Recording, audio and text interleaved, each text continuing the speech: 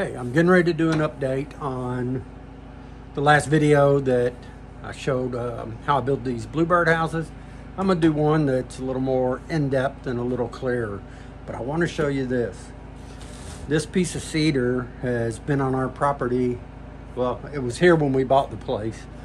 How somebody hollowed that out so nice and smooth, I do not know. But it's time for this thing to have a new roof.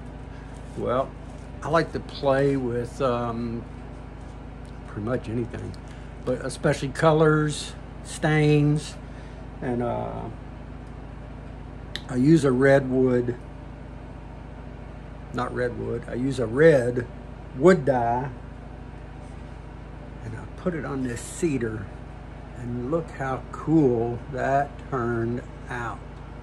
That's gonna go on this house here. And this is the one I did for the next Bluebird house. And I'm sure it's gonna fade. I did try to hit it with some clear coat just to help it a little bit, but that is a really cool look. Let me get over here real quick.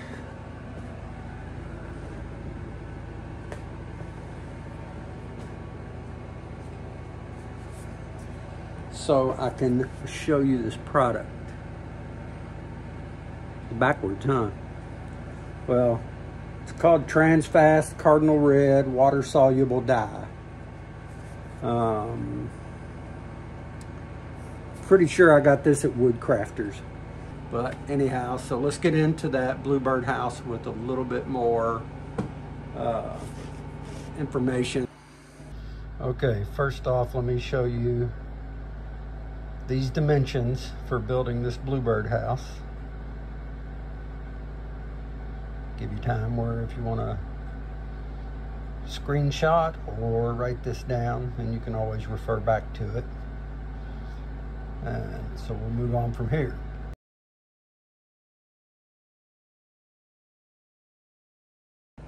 Okay, so here are the side pieces, 5 inches wide,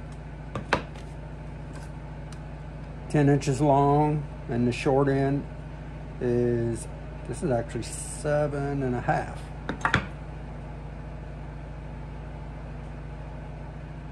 And I wrote 8. I know what I did. I changed this to a 22.5 degree angle to make it easier to cut.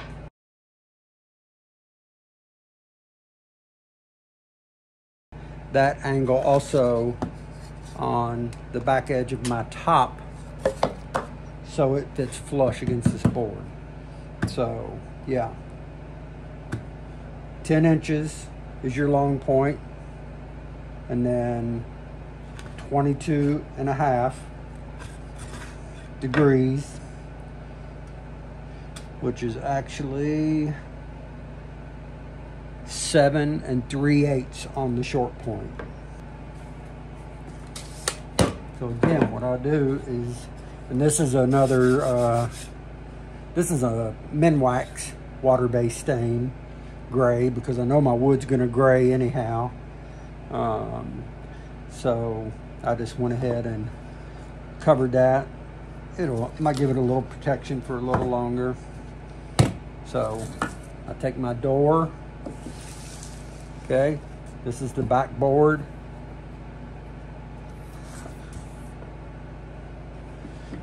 I'm able to line, let me adjust this.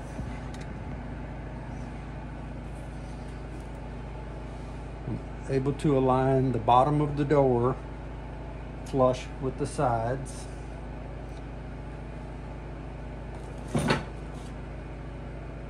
Like always, where is everything? There it is.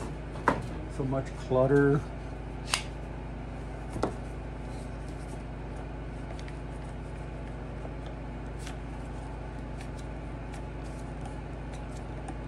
So I just draw that together, keeps me flush there, so I'll be correct when I go to move my door to the front.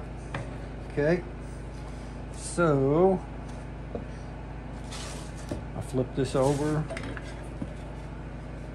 lay my back board on there.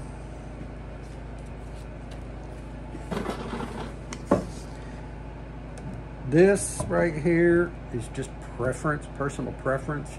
However much space you want on your top board for mounting this to a post, and the same thing on the bottom. I've got this about, well, I'm gonna move it down a little more. So that gives me 1 3/4 inches on the bottom. What I do with this is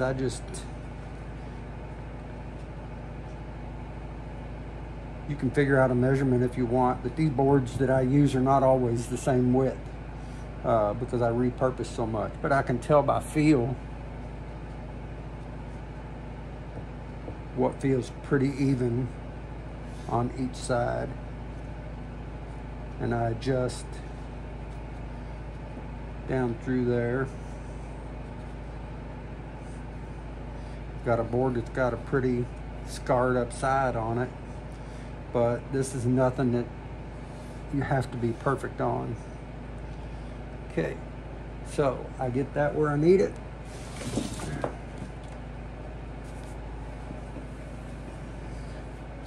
I can eyeball this. I can also put my finger on the edge and know I'm not going to hit my finger. I can tell where the board is.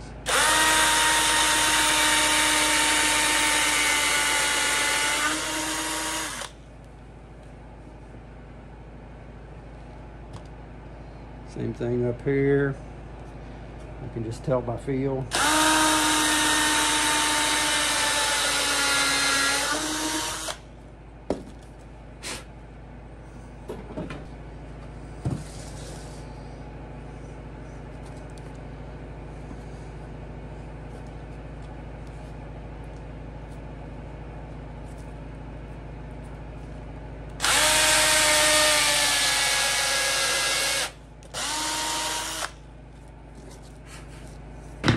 So my sides are attached. They're the width they need to be for my door. It'll go in here and end up fitting nice and snug.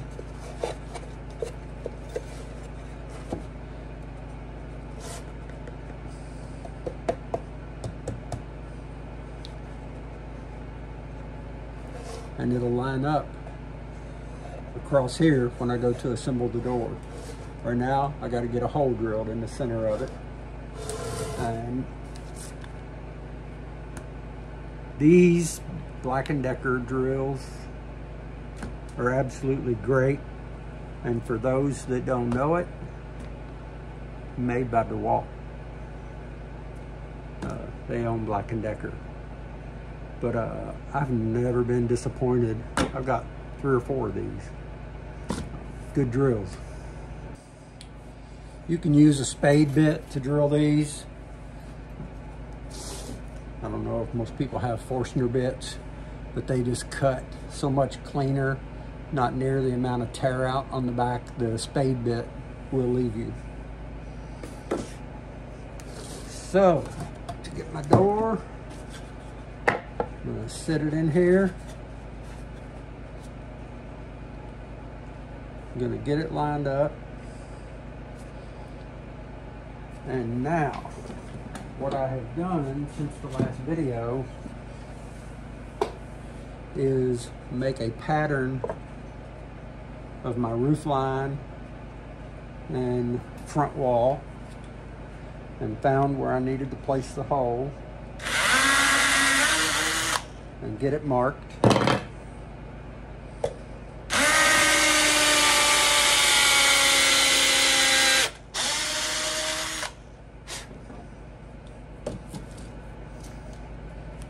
Your screw is your hinge.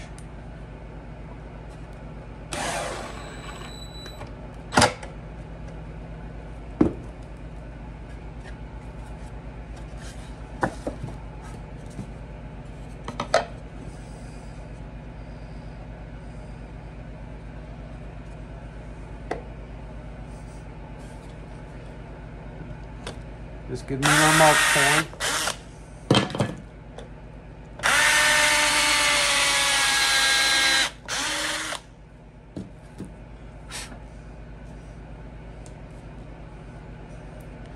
People love Bluebird houses.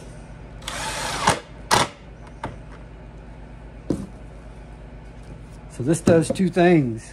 It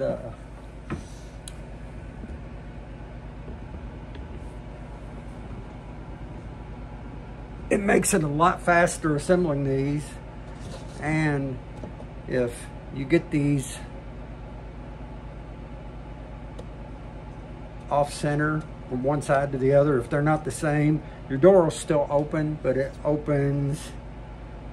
doesn't open easy, where your screws are centered the same spot on each side.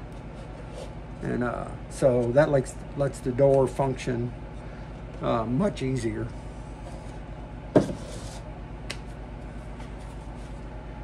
I drill, this might be on the other video. See if I can do it this way so you can see better. I'll drill at an angle.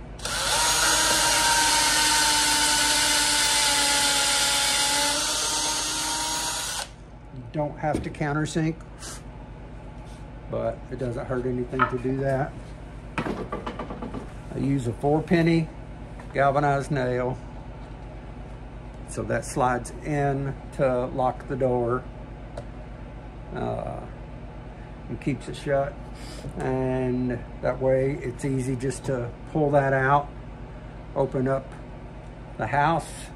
You can check how many eggs are there. You can watch it, monitor it. You can see how many fledged the nest.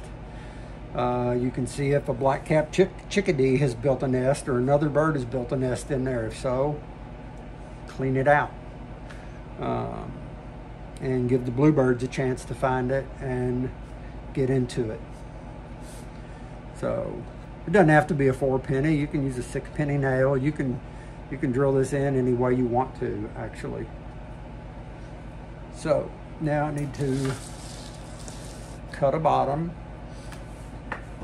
You can also, I was talking about how easy cedar splits, and I mean, I was being really careful, and you can see it's countersunk. So now I'll just keep this piece as a pattern. That's a pattern for me.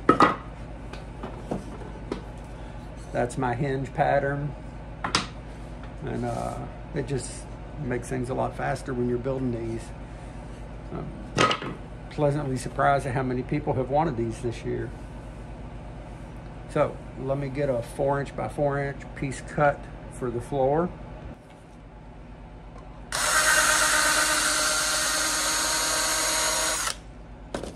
Okay. On the floor, I only use 3 of these screws, 1 on each side and 1 in the back. Doesn't need a whole lot to support this floor. You can measure from there up to see where you're at.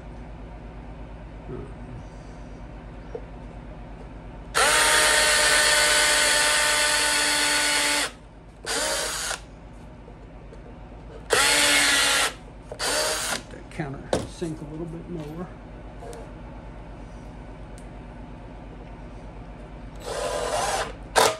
Okay, what I told you on the floor measurement, for me, that is not always going to be accurate, because I use so much stuff that comes off the sawmill. So that 4" by 4" floor, yeah, that may not be correct. Depends on the thickness of your wood.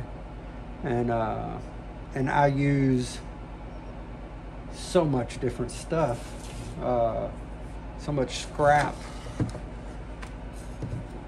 Like my sides are 3/4. My door is a little thicker than 3/4. So my sides, they were wider than the 4 inches. So anyhow, just keep that in mind. It depends on the wood you're using. And you know, if you know where there's a local sawmill,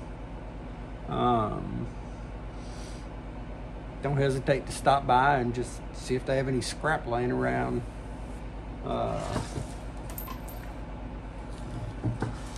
I can't say that all of them would just give it to you, but if you stopped by my house, if you came by here, and I had stuff laying around that's a foot long or 13, 14 inches for the back, I would just give it to you. And you might find some live edge stuff that you think is going to be cool to work with. I don't have it up here, but I sometimes, when I get to the roof, I'll find a piece that has a live edge on the front, and that's what I'll use on the front of it. Just aesthetics more than anything. So now I'm ready to get this roof put on. Okay, I've got my 22.5 degree cut on my roof, so it'll fit nice and snug up here. And depending on the material for my roof, it varies if I screw it on or if I use brads. Cedar, I use brads because it will split so easy. But I also will run a bead of glue down each side of the wall to help that. So once I get the roof on, all I have to do is drill 1/4 inch holes in this side and on the other side for ventilation, and 4 1/4 inch holes in the floor, again for the ventilation of the house. Then screw a couple of holes in my backboard and it's ready to mount. Okay, you can see that this glue looks like a little bumpy. Excuse me. It has come close to freezing up here in my shop, but I've not had a problem with it holding.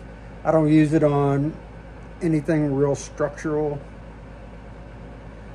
but I'll use it here just to help seal water on the back. And also because I'm using the brads, I've put it here and down this part of the side. Get my finger wiped off here, towel.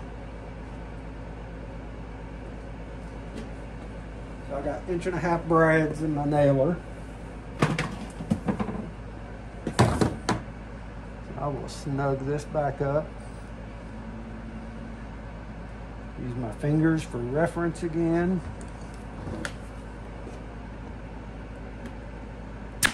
And I usually point my gun inward a little bit because these brads will follow the grain and sometimes shoot out the side.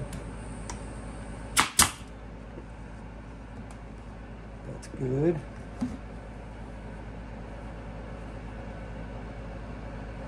I was also told, watched one guy showing that if you use your gun like this, it's more apt to follow the grain than if you use it turned this way because of the way the nails are made.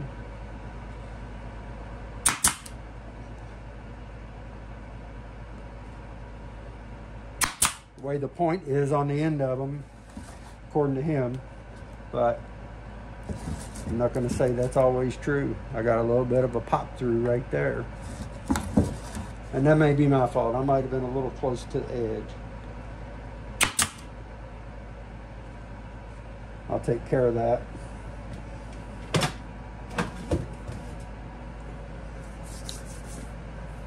So pretty much there you have it. Pine, poplar, cedar, pine. Again, drill the ventilation holes, 2 on each side, 1/4 inch drill bit, 4 in the bottom of the floor. Drill you a couple of places to hang it from. You got a pretty cool Bluebird house. So that's a little more detail than the one I did the other day when I was also building other stuff. One final thing I meant to tell you about with this glue. It gets pretty thick. I can add a little bit of water in this. Take me a rod or anything that I can put in there to mix it around a little. Sit this out in the sun. It'll almost go back like it was. Like I say, it's good for craft projects. If I was doing something that definitely required a better bond that I would feel, I wouldn't use it because I just don't know. But anything that I have held it on or used it on has held up really good.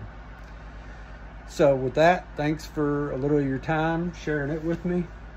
And I gotta get back to work. So see you soon.